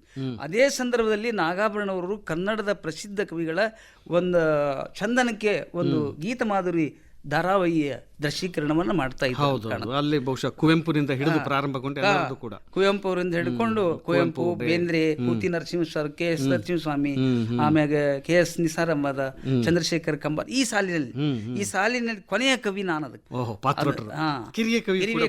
ಬಹುಶಃ ಕಿರಿಯ, ನಾನೇ ಒಬ್ಬನೇ ಕಿರಿಯ. ನಮ್ದು ಕೊನೆಯ ಕಂತು ಸಿದ್ಲಿಂಗಯ್ಯ, BT ಲಲಿತಾ ನಾಯ್ಕ, ಚಂದ್ರಶೇಖರ್ ಪಾಟೀಲ್, ನಾನು ಕಂತಿನಲ್ಲಿ ಕೊನೆಯ ಕವಿ ನಾನು. ಆ ರಾಜು ಅನಂತ ಸ್ವಾಮಿ ಅವರು ಆ ಹಾಡನ್ನ ಬಡವನಾದರೇನು ಪ್ರಿಯ ಹಾಡಿದರೆ ಅದಕ್ಕೆ C. ಅಶ್ವಥ್ ಅವರು ಸಂಗೀತ. ಹೀಗಾಗಿ ಅದನ್ನು ನಾನು ಒಂದಿಷ್ಟು ಕವಿತೆ ಕಳಿಸಂತ ಹೇಳಿದ್ರು, ಕಳಿಸಿ ಈ ಕವಿತೆಯನ್ನು ಸೆಲೆಕ್ಷನ್ ಮಾಡಿದ್ರು. ಮುಂದೆ ಎಲ್ಲ ಕವಿಗಳನ್ನ ಅವರು ಅವರವ್ರ ಮನೆಗೆ ಹೋಗಿ ದೃಶ್ಯೀಕರಣ ಮಾಡಿದ್ರು ಅವರು. ಆದ್ರೆ ನನ್ನೊಬ್ಬನನ್ನ ಮಾತ್ರ ಬೆಂಗಳೂರು ಕರೆಸಿಕೊಂಡು, ಬೆಂಗಳೂರಿಂದ ರಾಮನಗರ ಕರೆಸಿಕೊಂಡು, ಆ ರಾಮನಗರದಲ್ಲಿ ಬೆಟ್ಟದಲ್ಲಿ ಆ ಕಲ್ಲು ಬಂಡೆಗಳಲ್ಲಿ ನನ್ನ ಒಬ್ಬನನ್ನೇ ಚಿತ್ರೀಕರಣ ಮಾಡಿದ್ರು. ಹೋಗುವಾಗ ನಾಗಾಭರಣ ಅವರ ಹೆಂಡತಿ ನಾಗಿನಿಭರಣ ಅವರು ಈ ಹಾಡನ್ನು ಹಾಡಿದರು. ನಾನು ಭಯಂಕರ ಖುಷಿ ಪಟ್ಟಿದ್ದೆ. ಎಂಥ ಸುಂದರವಾದಂಥ ಹಾಡು. ಆ ಸಂಗೀತದಲ್ಲಿ ಕೇಳ್ತಾ ಕೇಳ್ತಾ ನಾನು ಮೈ ಮರೆತಿದ್ದೆ. ಆ ಹಾಡು 95ರಲ್ಲಿ ಧಾರಾವಾಹಿಗೆ ಬಂದಂಥ ಈ ಗೀತ ಮಾಧುರಿಯಲ್ಲಿರ್ತಕ್ಕಂಥ ಈ ಹಾಡು ಇವತ್ತು ಜನರ ಮನಸ್ಸಿನಲ್ಲಿ ಮುಟ್ಲಿಕ್ಕೆ ಅವರೆಲ್ಲ ಕಾರಣರು. ಅವರನ್ನು ನಾನು ನೆನಲೇಬೇಕು. ಆದರೆ ಇವತ್ತು ಏನಾಗಿದೆ ಅಂತಂದ್ರೆ ಈ ಹಾಡು ಪ್ರತಿಯೊಬ್ಬರ ಮನಗಳಲ್ಲಿ ಇದೆ. ನಾನು ಎಲ್ಲಿ ಹೋದರೂ ಕೂಡ ಅಸಂಖ್ಯಾತ ಅಭಿಮಾನಿಗಳನ್ನ ನನ್ನ ಸುತ್ತುವರಿತಾ ಇದೆ. ನನಗೆ ಬಹಳ ಸಂತೋಷ. ನಾನೇನು ಗಳಿಸಿಲ್ಲ, ಬಟ್ ಅಭಿಮಾನಿಗಳನ್ನು ಗಳಿಸಿಕೊಂಡು ಇದು ಕಾವ್ಯದ ಮೂಲಕ. ನನ್ನ ಮಗನ ಒತ್ತಾಯಕ್ಕೆ ಇದನ್ನ ರಿಂಗ್ ಟೋನ್ ಇಟ್ಟಿದ್ದ ಆತ. ನನ್ನ ಹಾಡಿಗೆ ನಾನೇ ಪ್ರತಿ ತಿಂಗಳು 35 ರೂಪಾಯಿ ಕಟ್ಟಿದ್ದೀನಿ. ನೀವು ನಗ್ತಾ ಇದ್ದೀರಿ, ಕೇಳುಗರು ನಗ್ತಾ ಇದ್ದಾರೆ. ನಾನೇ ನನ್ನ ಹಾಡಿಗೆ ಬಹುಶಃ ಜಗತ್ತಿನ ಇತಿಹಾಸದಲ್ಲಿ ಕವಿ ಒಬ್ಬ ತನ್ನ ಹಾಡಿಗೆ ತಾನೇ ದುಡ್ಡು ಕಟ್ಟಿದ್ದು ಮೊದಲಿರಬೇಕು, ಕೊನೆಯದು ಇರಬೇಕೇನೋ. ನನಗದು ಅಂದಾಜು ಪ್ರಕಾರ ಯೂಟ್ಯೂಬ್ನಲ್ಲಿ 2 ಕೋಟಿ ಮೇಲ್ಪಟ್ಟು ವೀಕ್ಷಣೆ ಆಗಿದೆ. ಒಬ್ಬೊಬ್ಬರೇ 1 ರೂಪಾಯಿ ಕೊಟ್ಟಿದ್ರೆ ನಾನು ಕೋಟ್ಯಾಧೀಶ ಆಗ್ತಾ ಇದ್ದೆ. ಆ ಹಾಡು ಬಹುಶಃ ಕನ್ನಡ ಸಾಹಿತ್ಯ ಚರಿತ್ರೆಯ ಅಥವಾ ಸುಗಮ ಸಂಗೀತದ ಭಾವಗೀತೆಯ ಲೋಕದಲ್ಲಿ ಬಹುಶಃ ಇಷ್ಟರ ಮಟ್ಟಿಗೆ, ನಾನು ಈ ಮಾತನ್ನ ಅತಿಶಯದಿಂದ ಹೇಳ್ತಾ ಇಲ್ಲ, ಮುಟ್ಟಿದೆ. ಎಲ್ಲರೂ ನನಗೆ ಪ್ರತಿದಿನ ಒಬ್ಬರು ಇಬ್ಬರು ಅಥವಾ 4 ಜನ ಫೋನ್ ಮಾಡಿ ನಿಮ್ಮ ಹಾಡು ಕೇಳಿದ್ವಿ ಸರ್, ಇಲ್ಲಿ ಬಂತು ಸರ್, ಅಲ್ಲಿ ಬಂತು ಸರ್, ಇದನ್ನ ಚಿತ್ರೀಕರಣ. ನಮ್ಮ ಆಕಾಶವಾಣಿಯಲ್ಲಂತೂ ನಿಮ್ಮ ಹಾಡು ಸದಾ ಪ್ರಸಾರ ಆಗ್ತಾನೆ ಇರ್ತದೆ. ನನಗೆ ಬಂದ್ಗಳೇ ಆ ವಿಷಯವನ್ನ ತಿಳಿಸಿದ್ರಿ, ಸಂತೋಷಗೊಳಿಸಿದ್ರಿ. ಇದ್ರ ಜೊತೆನೆ ಅದನ್ನ ಆ ಹಾಡನ್ನು ಸಿನಿಮಾಕ್ಕೂ ತಗೊಂಡ್ರಿ ಅಕ್ಕ ತಂಗಿ. ಹೀಗಾಗಿ ಇಡೀ ನೀವು ಪ್ರಾರಂಭದಲ್ಲಿ ಹೇಳಿದ ಹಾಗೆ ಬಡವನಾದರೆ ಏನು ಪ್ರಿಯೆ ಕೈತುತ್ತು ತಿನಿಸುವೆ ಅನ್ನುವ ಈ ಭಾವಗೀತೆ ಇಡೀ ಕನ್ನಡ ನಾಡನ್ನು ವ್ಯಾಪಿಸಿಕೊಂಡು ಬಿಟ್ಟಿದೆ. ಬಡವನಾದರೆ ಏನು ಪ್ರಿಯೆ ಕೈತುತ್ತು ತಿನಿಸುವೆ, ಬಡವನಾದರೆ ಏನು ಪ್ರಿಯೆ ಕೈತುತ್ತು ತಿನಿಸುವೆ, ಎದೆಯ ತುಂಬಾ ಒತ್ತಿಕೊಂಡು ಮುತ್ತು ಮಳೆಯ ಸುರಿಸುವೆ, ಎದೆಯ ತುಂಬಾ ಒತ್ತಿಕೊಂಡು ಮುತ್ತು ಮಳೆಯ ಸುರಿಸುವೆ, ಬಡವನಾದರೆ ಏನು ಪ್ರಿಯೆ ಕೈ ತುತ್ತು ತಿನಿಸುವೆ. ನನ್ನ ಎದೆಯ ರಾಜ್ಯದಲ್ಲಿ ನೀನು ರಾಣಿಯಾಗುವೆ, ನನ್ನ ಎದೆಯ ರಾಜ್ಯದಲ್ಲಿ ನೀನು ರಾಣಿಯಾಗುವೆ, ಪುಟ್ಟ ಗುಡಿಸಲಲ್ಲಿ ನಿನ್ನ ಪಟ್ಟದರಸಿ ಮಾಡುವೆ, ಪುಟ್ಟ ಗುಡಿಸಲಲ್ಲಿ ನಿನ್ನ ಪಟ್ಟದರಸಿ ಮಾಡುವೆ, ಬಡವನಾದರೆ ಏನು ಪ್ರಿಯೇ ಕೈ ತುತ್ತು ತಿನಿಸುವೆ. ಕವಿಗೆ ಇದಕ್ಕಿಂತ ಸಂತೋಷ ಇನ್ನೇನಿದೆ ಹೇಳಿ? ಅಲ್ಲ, ನಿಮ್ಮ ಕಾವ್ಯ ಅವರಿಗೆ ಕೊಟ್ಟಂತ ಸಂತೋಷಕ್ಕೆ ಬೆಲೆ ಎಲ್ಲಿದೆ? ಅದು ಕೂಡ ಅದು ಅವರಿಗೇನು, ಪ್ರತಿಯೊಬ್ಬ ಸಹೃದಯನಿಗೂ ಕೂಡ ನಿಮ್ಮ ಕಾವ್ಯ ಕೊಟ್ಟಂತ ಆನಂದ ಇದೆಯಲ್ಲ, ಅದಕ್ಕೆ ಬೆಲೆ. ಮಾತನ್ನ ನಾನು ಸೇರಿಸಲೇಬೇಕು. ಕನ್ನಡಿಗರು ಸತ್ಯವನ್ನು ಒಪ್ಕೊಳ್ತಾ ಇದ್ದಾರೆ. ಅದಾದ ನಂತರ ಜಾಜಿ ಮಲ್ಲಿಗೆ ಆದ ನಂತರ ನಿಮ್ಮ ಹಲವಾರು ಕವನ ಸಂಕಲನಗಳು ಪ್ರಕಟಗೊಂಡಿದ್ದಾವೆ. ಕಲ್ಲಿಗೂ ಗೊತ್ತಿರುವ ಕಥೆ, ಕರಿಯ ಕಟ್ಟಿದ ಕವನ, ಆಗ ಅದ್ರ ಬಗ್ಗೆ ಪ್ರಸ್ತಾಪ ಮಾಡಿಸಿದ್ವಿ. ನನ್ನ ಕನಸಿನ ಹುಡುಗಿ, ಕನಸು ಮತ್ತು ಅವಳು, ಭೂಮಿ ತತ್ವದ ಸುತ್ತ, ಅದು ನಿಮ್ಮ PhD ಗ್ರಂಥ. ಹೀಗೆ ಹಲವು ಕವನ ಸಂಕಲನಗಳನ್ನು ಕಾವ್ಯದ ಮೂಲಕವೇ ತಮ್ಮನ್ನು ತಾವು ಗುರುತಿಸಿಕೊಂಡರು. ಆದರೆ ಸತ್ಯಾನಂದ ಪಾತ್ರೋಟರ ಒಳಗೊಬ್ಬ ನಾಟಕಕಾರ ಇದ್ದಾನೆ ಅನ್ನೋದನ್ನು ಕೂಡ ಗುರುತಿಸಿದ್ದಾರೆ. ಆದರೆ ನಿಮ್ಮ ಕಾವ್ಯ ಹೆಚ್ಚು ಅದರಲ್ಲಿ ಎದುರುಗೊಂಡಿದೆ. ನಿಮ್ಮ ಹಲವಾರು ನಾಟಕಗಳು ಪ್ರಕಟ ಆಗಿದ್ದಾವೆ. ಆ ನಾಟಕದ ಏನು ತಂತ್ರಕ್ಕೂ ಕಾವ್ಯದ ತಂತ್ರಕ್ಕೂ ಭಿನ್ನ ಅಂಥದ್ದೊಂದು ನಾಟಕ ನಿಮ್ಮನ್ನು ಆವರಿಸಿಕೊಂಡದ್ದು ಹೇಗೆ? ನೀವು ಅದರೊಳಗೆ ಹೋಗಿದ್ದು ಹೇಗೆ? ಕವಿತೆಯನ್ನು ಬರಿತಾ ಬರಿತಾ ಏನೋ ಒಂದಿಷ್ಟು ಕಥೆಗಳನ್ನು ಬರೆದೆ. ಕಥೆಗಳು ನನ್ನ ಹೊಟ್ಟೆ ಹಸಿವಿಗೋಸ್ಕರ ನಾನು ಬರೆದಂಥ ಕಥೆಗಳನ್ನು ನನ್ನ ಸಹೋದರ ಅಂಗಡಿಗೆ ರದ್ದಿ ಹಾಕಿಬಿಟ್ಟ. ಈಗ ಕಥೆಗಳನ್ನ ಬರೆಯುವುದನ್ನೇ ಬಿಟ್ಬಿಟ್ಟೆ. ಆಮೇಲೆ ಮುಂದೆ ಒಂದಿಷ್ಟು ಜನ ನನ್ನ ಗೆಳೆಯರ ಒತ್ತಾಯಕ್ಕೆ 1-2 ಕತೆ ಬರೆದೆ. ಆ ಕಥೆಯನ್ನೇ ನಾಟಕ ಮಾಡಿದೆ. ಆದರೆ ನಾಟಕದಲ್ಲಿ ನನಗೆ ಅಷ್ಟಾಗಿ ಆಸಕ್ತಿ ಉಳಿಲಿಲ್ಲ. ಯಾಕೋ ಏನೋ ನಾನು ಕವಿಯಾಗಿಯೇ ಮುಂದುವರಿಬೇಕು, ಕವಿತೆಯಲ್ಲಿಯೇ ನನ್ನ ಶಕ್ತಿ ಸಾಮರ್ಥ್ಯ ಎಲ್ಲವನ್ನೂ ಇಲ್ಲಿ ತೊಡಗಿಸಬೇಕು, ಅದರಿಂದಲೇ ನಾನು ಜನರಿಗೆ ಏನಾದರೂ ಒಳ್ಳೆಯ ಕವಿತೆಗಳನ್ನು ಕೊಡಬೇಕು ಅಂತ ತಿಳ್ಕೊಂಡು ಕವಿಯಾಗಿಯೇ ಉಳಿಲಿಕ್ಕೆ ಪ್ರಯತ್ನ ಪಟ್ಟೆ. ಈಗಲೂ ಪ್ರಯತ್ನಿಸ್ತಾ ಇದ್ದೇನೆ. ನಿಮ್ಮದು 3 ನಾಟಕಗಳು ಮುಖ್ಯವಾಗಿ ನಮಗೆ ಯಾರೂ ಇಲ್ಲೋ ಯಪ್ಪ ಸಾಕ್ಷಿ, ಮತ್ತೊಬ್ಬ ಏಕಲವ್ಯ ಮತ್ತು ಹೋದವರು. ಅದರಲ್ಲಿ ಮತ್ತೊಬ್ಬ ಏಕಲವ್ಯ ಹೆಚ್ಚು ರಂಗಭೂಮಿಯಲ್ಲಿ ಕೂಡ ಅದು ಹೆಚ್ಚು ಪ್ರಚಲಿತದಲ್ಲಿತ್ತು ಮತ್ತು ರಂಗಭೂಮಿಯಲ್ಲಿ ಕೂಡ ಅದು ಪ್ರದರ್ಶನಗೊಂಡುವು ತುಂಬ. ಅದು ಆ ಪ್ರದರ್ಶನಗಳು ಹೇಗೆ ಅನಿಸ್ತು ನಿಮಗೆ? ಮತ್ತೊಬ್ಬ ಏಕಲವ್ಯ ನಾಟಕ ಮೂಲ ಏಕಲವ್ಯನ ವಸ್ತುವನ್ನೇ ಇಟ್ಟುಕೊಂಡು ಆ ನಾಟಕ ಬರ್ತಾ ಇದೆ. ಅಲ್ಲಿ ಏಕಲವ್ಯ ಹೆಬ್ಬೆರಳನ್ನು ಕೊಡ್ತಾ ಇದ್ದೇನೆ. ಇಲ್ಲಿಯ ಏಕಲವ್ಯ ತನ್ನ ಕುರ್ಚಿಯನ್ನ ಬಿಟ್ಟು ಕೊಡ್ತಾ ಇದ್ದೇನೆ. ಅಲ್ಲಿಯೂ ಜಾತಿ, ಇಲ್ಲಿಯೂ ಜಾತಿ, ಜಾತಿ ಸಂಘರ್ಷ. ಅದಕ್ಕೆ ನಾನು ಈ ನಾಟಕದಲ್ಲಿ ಮತ್ತೊಬ್ಬ ಏಕಲವ್ಯನ ದುರ್ಗಿ ಅಂತ ಒಂದು ಪಾತ್ರವನ್ನ ತರ್ತಾ ಇದ್ದೀನಿ. ಆಕೆಯ ಮುಖಾಂತರ ಅಂದ್ರೆ ಪುರುಷನಿಗೆ ಸಿಗಬೇಕಾದಂತ ಅಧಿಕಾರ ಅಂತಸ್ತು ದುರ್ಗಿಯ ಮುಖಾಂತರ ಪಡ್ಕೊಳ್ಳಿಕ್ಕೆ ಇಲ್ಲಿ ಪ್ರಯತ್ನ ಪಟ್ಟದ್ದೇ ಮತ್ತೊಬ್ಬ ಏಕಲವ್ಯ. ನಿರಂತರವಾಗಿ ಕಾಲಾತೀತವಾಗಿ ಎಲ್ಲ ಕಾಲಕ್ಕೂ ಕೂಡ ಏಕಲವ್ಯನಂತವರು ಇರ್ತಾ ಇದ್ದಾರೆ, ದ್ರೋಣಾಚಾರ್ಯರಂತವರು ಇರ್ತಾ ಇದ್ದಾರೆ. ಇಲ್ಲಿ ಶೋಷಣೆ, ಶೋಷಿತ ನಿರಂತರವಾಗಿ ನಡೀತಾ ಇದೆ ಅಂತಕ್ಕಂಥ ಈ ನಾಟಕವನ್ನು ರಂಗಪ್ರಯೋಗಕ್ಕೆ ತಂದಾಗ ನನಗೆ ಅಷ್ಟು ಬಹಳ ಖುಷಿಯಾಗಿತ್ತು. ಅದನ್ನು ಬಹಳ ಸುಂದರವಾಗಿ ಅಲ್ಲಿಯ ನಟ ನಟಿಯರು ಅಭಿವ್ಯಕ್ತಿಪಡಿಸಿದರು. ಅದು ಹೆಚ್ಚು ಒಂದು ಅರ್ಥದಲ್ಲಿ ಇದು ನನ್ನ ಜೀವನದ ಒಂದು ದಟ್ಟ ಅನುಭವ. ಮತ್ತೊಬ್ಬ ಏಕಲವ್ಯ ನಾಟಕ ಇಡೀ ನಾಡಿನಾದ್ಯಂತ ಹೆಸರು ಮಾಡಿದಂತಹ ನಾಟಕ ಅದು ನನ್ನ ಜೀವನದ ಒಂದು ಭಾಗ. ಆ ಏಕಲವ್ಯ ಹಾಗೆ ಅನುಭವಿಸಿದ ಅವತ್ತು, ಇವತ್ತು ನಾನು ಅನುಭವಿಸಿದ ಸಂಕಟವೇ ಮತ್ತೊಬ್ಬ ಏಕಲವ್ಯ. ಇವೆಲ್ಲ ಕವಿತೆ, ನಾಟಕಗಳು, ಅವುಗಳ ಮುಖಾಂತರ ನಿಮ್ಮೆದುರಿಗೆ ಬರ್ತಾ ಇದೆ.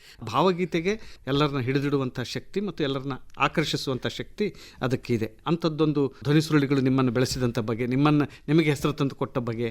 ಉತ್ತರ ಕರ್ನಾಟಕದಲ್ಲಿ ಭಾವಗೀತೆಗಳ ಧ್ವನಿ ಸುರುಳಿಗಳ ಕೊರತೆ ನನ್ನನ್ನು ಕಾಡ್ತಾ ಇತ್ತು. ಬಹಳಷ್ಟು ಜನ ಕವಿಗಳು ಈ ಭಾವಗೀತೆಗಳ ಮೂಲಕವೇ ಜನರನ್ನ ತಟ್ತಾರೆ. ಹೆಚ್ಚು ತಟ್ಟಿದ್ದು ನನ್ನ ಕಣ್ಣೆದುರಿಗಿತ್ತು. ನಾನು ಕೂಡ ಒಂದಿಷ್ಟು ಹಾಡುಗಳನ್ನು ಭಾವಗೀತೆಗಳನ್ನಾಗಿ ಪರಿವರ್ತಿಸಬೇಕು ಅಂತ ತಿಳ್ಕೊಂಡು ಪ್ರಯತ್ನ ಪಟ್ಟು ಅದನ್ನು ತಂದೀವಿ. ಅದು ಯಶಸ್ವಿನೂ ಕೂಡ ಆಯ್ತು. ಯಾಕಂದರೆ ಕವಿತೆಗಳು ಸಂಗೀತಕ್ಕೆ ಅಳವಡಿಸಿದಾಗ ಅಥವಾ ಹಾಡಿನ ಮುಖಾಂತರ ಅವು ಜನರಿಗೆ ಹೆಚ್ಚು ತಲುಪ್ತಾ ಇವೆ, ಮನಸ್ಸಿಗೆ. ಬಹುಶಃ ಬಡವನಾದರೆ ಏನು ಪ್ರಿಯೆ ಬರೀ ಪುಸ್ತಕದಲ್ಲಿ ಇತ್ತು ಅಂತಂದರೆ ನನ್ನನ್ನು ಯಾರು ಗುರುತಿಸ್ತಾ ಇರಲಿಲ್ಲ. ಅದು ಭಾವಗೀತೆಯಾಗಿ ಎಲ್ಲರ ಭಾವಕ್ಕೂ ಅದು ತುಂಬಿತ್ತು. ಇವತ್ತು ಆ ಕವಿತೆಯನ್ನು ಕೇಳಿ ಅನೇಕ ಜನ ಮದುವೆ ಆಗಿದ್ದಾರೆ. ಅನೇಕ ಜನ ಇವತ್ತಿಗೂ ಗಂಡನ ಮೂಲಕ ತಾವು ಕೈತುತ್ತು ತಿಂತಾ ಇದ್ದಾರೆ ಅಂತ ತಿಳ್ಕೊಂಡು ಉದಾಹರಣೆಗಳಿವೆ. ಅನೇಕ ಜನ ಒಂದಲ್ಲ ಎರಡಲ್ಲ ಮೂರು ವರ್ಷಗಟ್ಟಲೆ ನನ್ನನ್ನು ಹುಡುಕಾಡಿ ಭೇಟಿಯಾದವರು ಇದ್ದಾರೆ. ಬಡವನಾದರೆ ಏನು ಪ್ರಿಯ ಕವಿತೆಯದ್ದೇ ಒಂದು ಪುಸ್ತಕ ಆಗಬಹುದು. ಅನುಭವಗಳು ಅಷ್ಟೆಲ್ಲ ಅನುಭವಗಳಿವೆ. ಅದರ ಜೊತೆ ತಾವು ಬರಗೂರು ರಾಮಚಂದ್ರಪ್ಪ ಅವರ ಸಾಹಿತ್ಯ ಮತ್ತು ಸಾಂಸ್ಕೃತಿಕ ಸಂದರ್ಭವನ್ನು ಅನುಸರಿಸಿ PhD ಮಾಡ್ತೀರಿ. BK ಹಿರೇಮಠರು ನಮಗೆ ಮಾರ್ಗದರ್ಶಕರಾಗಿರ್ತಾರೆ. BK ಹಿರೇಮಠರ ಒಡನಾಟ ಕೂಡ ನಿಮ್ಮ ಬದುಕಿನ ಬದಲಾವಣೆಯಲ್ಲಿ ಒಂದು ಅಂತ ನಾನು ಭಾವಿಸ್ತೇನೆ. ನಿಮ್ಮ BK ಹಿರೇಮಠರ ಒಡನಾಟ ಮತ್ತು ನಿಮ್ಮ ಈ PhD ಕುರಿತು ಒಂದಿಷ್ಟು ಮಾತುಗಳು. BK ಹಿರೇಮಠರು ನಾನು ಅವ್ರ ವಿದ್ಯಾರ್ಥಿ. ನಾನು ಪ್ರಾರಂಭದಲ್ಲಿ ಹೇಳಿದೆ, ಅವರು ನನ್ನ ಕವಿತೆ ಬಾಗಲಕೋಟೆಯಲ್ಲಿ ಕಾಲೇಜ್ಗಿದ್ದಾಗ ನೋಡ್ತಾ ಇದ್ರು. ಆಮೇಲೆ ನನ್ನ ಕಷ್ಟದ ದಿನಗಳಲ್ಲಿ ಪಾಲು ತಗೊಂಡ್ರು. ಆ ನಂತರ ನನ್ನ ಮದುವೆಯನ್ನ ಅನೇಕ ಜನ ನಿಂತು ಮಾಡಿದ್ದಾರೆ. ಅಲ್ಲಿ SR ಪಾಟೀಲ್ ಅಂತ ತಿಳ್ಕೊಂಡು ರಾಜಕಾರಣಿ ಇರಬಹುದು, ಪ್ರತಿಪಕ್ಷದ ನಾಯಕರಾಗಿದ್ದರು. ಅವರೆಲ್ಲ ನನ್ನ ಕುಟುಂಬದ ಸದಸ್ಯರೇ. BK ಹಿರೇಮಠ ಅವರು ಬರೇ ಮದುವೆ ಮಾಡುವುದಲ್ಲೇ ನನ್ನ ಇಬ್ಬರ ಮಕ್ಕಳ ತೊಟ್ಟಿಲವನ್ನು ಕೂಡ ಅವರಿಬ್ಬರು ಗಂಡ ಹೆಂಡತಿ ತೂಗಿದ್ದಾರೆ.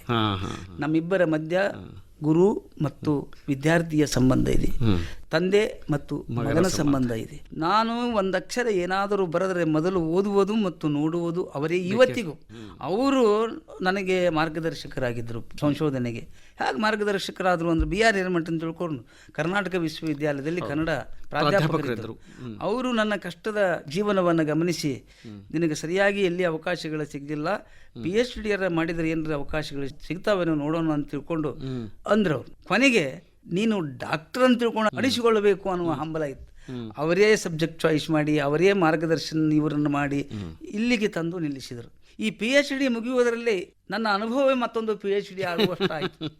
ಯಾಕಂದರೆ ಅವಧಿ ಮುಗೀತು, PhD ಮುಗಿದಿಲ್ಲ, ಮತ್ತೆ 4 ತಿಂಗಳು ಹೆಚ್ಚಿಗೆ ಅವಕಾಶವನ್ನು ಕಲ್ಪಿಸಿಕೊಟ್ರು. 2 ತಿಂಗಳಲ್ಲಿ PhD ಮುಗಿಸಿ ಬರಗೂರು ಅವರು ನನ್ನ ಮೇಲೆ ಸಾಹಿತ್ಯ ಅಕಾಡೆಮಿ, ನಾನು ಜಾಜಿ ಮಲ್ಲಿಗೆ ಕವಿತೆ ಇದೆಯಲ್ಲ, ಆ ಕವಿತೆಯ ಮೂಲಕ ಅವರು ನನಗೆ ಅವಕಾಶಗಳನ್ನು ಕಲ್ಪಿಸಿಕೊಟ್ರು. ಸಾಹಿತ್ಯ ಅಕಾಡೆಮಿ ಅವರ ಅಧ್ಯಕ್ಷರಿದ್ದಾಗ ನನ್ನನ್ನು ಸದಸ್ಯನನ್ನಾಗಿ ಮಾಡಿಕೊಂಡ್ರು. ಕನ್ನಡ ಅಭಿವೃದ್ಧಿ ಪ್ರಾಧಿಕಾರದ ಅಧ್ಯಕ್ಷರಿದ್ದಾಗ ನನ್ನನ್ನು ಸದಸ್ಯನನ್ನಾಗಿ ಮಾಡಿಕೊಂಡ್ರು.